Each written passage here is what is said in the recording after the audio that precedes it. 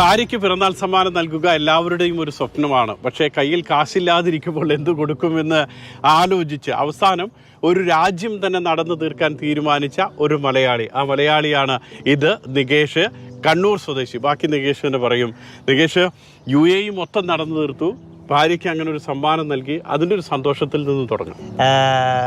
രണ്ടെണ്ണമുണ്ട്. ഒന്ന്, ഭാര്യയ്ക്ക് ഒരു പിറന്നാൾ സമ്മാനം കൊടുക്കുക എന്നുള്ളതും, പിന്നെ ഈ രാജ്യത്തിൻ്റെ നാഷണൽ ഡേക്ക് അവർക്ക് വേണ്ടി എന്തെങ്കിലും ഒന്ന് സമർപ്പിക്കുക എന്നുള്ളതും കൂടിയായിരുന്നു. അപ്പോൾ ആ ഒരു ദിനത്തിൽ അത് ചെയ്യാൻ പറ്റിയതിലും വളരെയധികം സന്തോഷമുണ്ട്. ഫസ്റ്റ് ഓഫ് ഓൾ, ഭാര്യയ്ക്ക് ഒരു പിറന്നാൾ സമ്മാനം നൽകുക എന്നുള്ളത് എനിക്ക് എന്തെങ്കിലും ഒരു ഡിഫറെൻ്റ് ആയിട്ട് എന്തെങ്കിലും ചെയ്യണം എന്ന് തോന്നി. പിന്നെ ഫസ്റ്റ് ഓഫ് ഓൾ എൻ്റെ കയ്യിൽ അതിനുള്ള എന്തെങ്കിലും കൊടുക്കാൻ അതിനുള്ള സാമ്പത്തികമായിട്ട് വളരെ ബുദ്ധിമുട്ട് അനുഭവിച്ച സമയമായിരുന്നു. കാരണം എൻ്റെ ജോബുപരമായിട്ട് ഞാൻ ജോബില്ലാതെ ഇരിക്കുന്ന സമയമായിരുന്നു. അപ്പോൾ ലാസ്റ്റ് ഇയർ നവംബറിലായിരുന്നു വൈഫിൻ്റെ ബർത്ത്ഡേ. ആ ടൈം എനിക്കൊരു റോസ് മേടിച്ചു കൊടുക്കാൻ പോലും എൻ്റെ കയ്യിൽ പൈസ ഉണ്ടായിരുന്നില്ല. അപ്പോൾ അങ്ങനെയുള്ള സിറ്റുവേഷനിൽ വളരെയധികം സങ്കടപ്പെട്ടിരിക്കുകയും, പക്ഷേ എന്ത് ചെയ്യാമെന്നുള്ള ചിന്തിച്ചിരിക്കുമ്പോഴാണ് ഇങ്ങനെയൊരു സംഭവം ചെയ്യാമെന്ന് തോന്നിയത്. അപ്പോൾ മുന്നേ ഞാൻ ഇതിനു വേണ്ടി ട്രൈ ചെയ്തിരുന്നു, ഫെബ്രുവരി ടൈം. അപ്പോൾ അതെനിക്ക് മുഴുവനായി ചെയ്യാൻ പറ്റിയിരുന്നില്ല. എനിക്ക് കാലിന് ചെറിയൊരു പരിക്ക് കാരണം എനിക്ക് സ്റ്റോപ്പ് ചെയ്യേണ്ടി വന്നു. എങ്ങനെയായിരുന്നു, എവിടെ നിന്നാണ് തുടങ്ങിയത്? ഇത് അൽബത്ത ബോർഡറിൽ നിന്നായിരുന്നു സ്റ്റാർട്ട് ചെയ്തത്.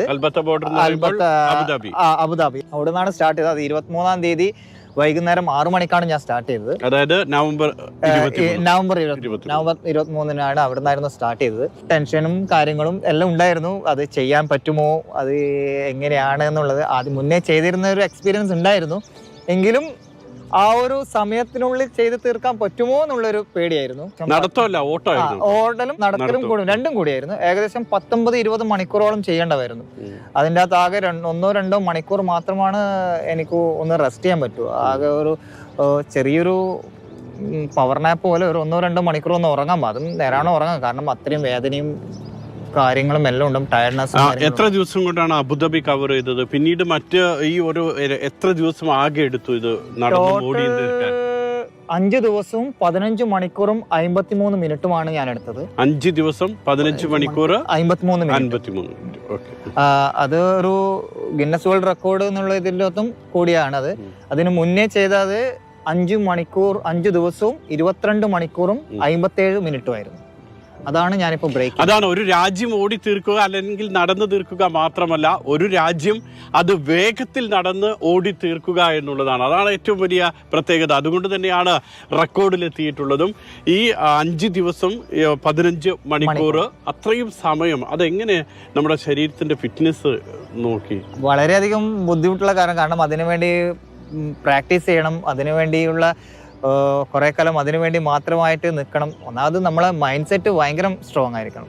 എങ്ങനെയായിരുന്നു ഇതിന്റെ ഒരു ഫിനിഷിംഗ് കൂടെ? ഏത് എമിറേറ്റിലാണ് ഫിനിഷ് ചെയ്തത്?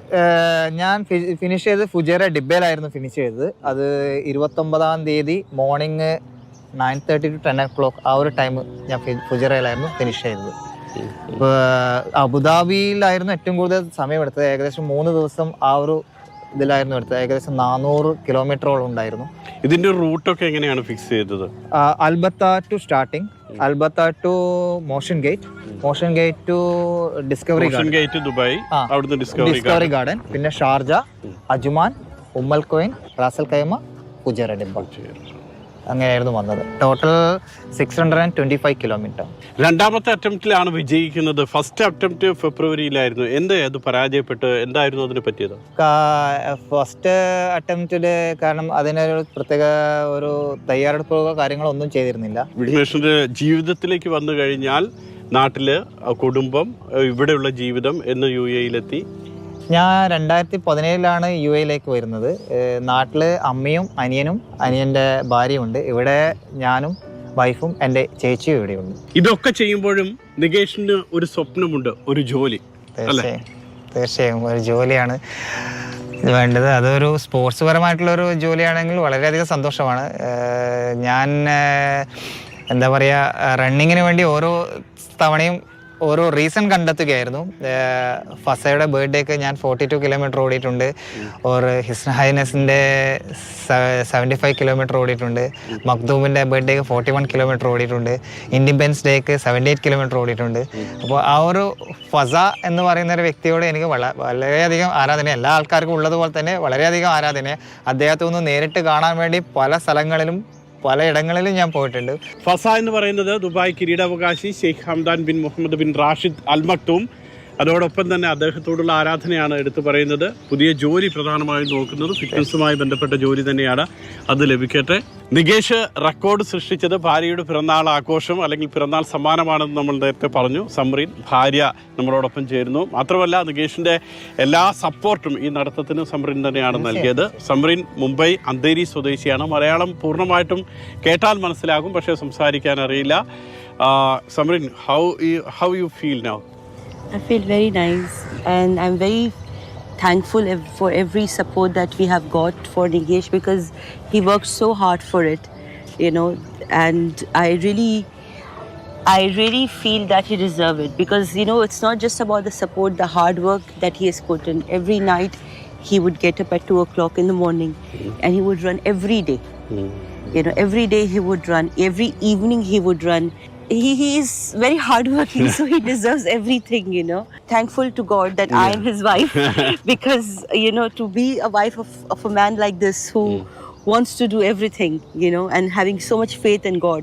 Actually, he was saying it's a birthday gift. I think it is not merely a birthday gift. It's not just a birthday gift. It is the best thing that I've ever got in my life, you know. And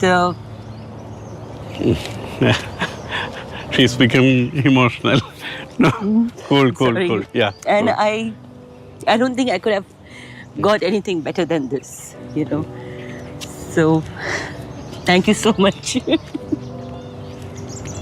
ഇതാണ് സംറിൻ്റെ ഒരു emotional moment എന്ന് പറയുന്നത്. എങ്ങനെയാണ് രണ്ടുപേരും കണ്ടുമുട്ടുന്നത്? വിവാഹമൊക്കെ എങ്ങനെയായിരുന്നു? ഞാൻ സമറിനെ കണ്ടത് ജിമ്മിലായിരുന്നു. ഞാൻ ആ ടൈം ജിമ്മിലെ ട്രെയിനറായിരുന്നു. ജിമ്മിലെ എൻ്റെ ക്ലയൻ്റ് ആയിരുന്നു. പ്രേമിച്ചായിരുന്നു, ലവ് മാരേജ് ആയിരുന്നു. കണ്ടുമുട്ടിയതിന് ശേഷം പ്രണയം സ്റ്റാർട്ട് ചെയ്തു, പിന്നെ പ്രപ്പോസൽ ചെയ്തു. അതിനുശേഷം എല്ലാവർക്കും താല്പര്യമുള്ളതുകൊണ്ട് ഒരുമിച്ച് ജീവിക്കുന്നു. ഏതായാലും വലിയ സന്തോഷം. ഇനിയും കൂടുതൽ ദൂരം ഇതുപോലെ നടന്നും ഓടിയും ഒക്കെ തീർക്കാൻ രണ്ടുപേർക്കും കഴിയട്ടെ. All the best. Thank you so much. Okay Samreen, thank you very So much. Thank you.